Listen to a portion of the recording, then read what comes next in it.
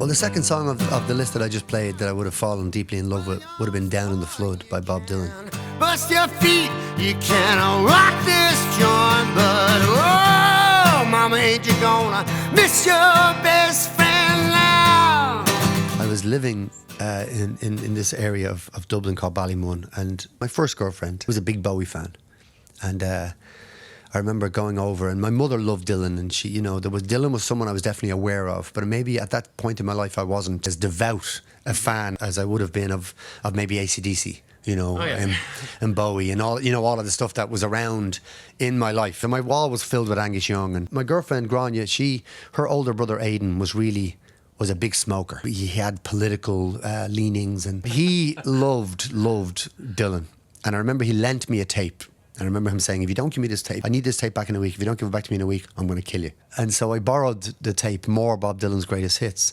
And this album is a very, very, very special album because it contains 2 or 3 of the songs of my favourite Dylan songs. And I only later realised that 2 or 3 of my favourite Dylan songs are all recorded at the same session, which is fascinating. It's Down in the Flood, You Ain't Going Nowhere, When I Paint My Masterpiece. These 3 songs, which are all on that record and not on any other record. So they're on a greatest hits album, but they don't appear on any other Dylan album, which is typically Dylan when you think about, the way he puts records out. An incredible artist, does things his own way entirely. But Down in the Flood was one of these songs. I remember just hearing it and really, really falling into the romance and the beauty of a recording and what a recording brings. It brings you back. It's a bit like a smell. It brings you back to your childhood. And I listened to this tape, I wore it out, and I managed to make a cassette tape of the tape and got a pretty bad copy. And later on, I managed to find it in town and buy it on vinyl.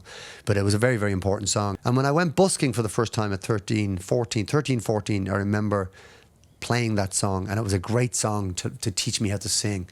Crash on the living, mama, water's gonna overflow. It had this nice, you had to throw it, whatever way you had to use your voice doing it.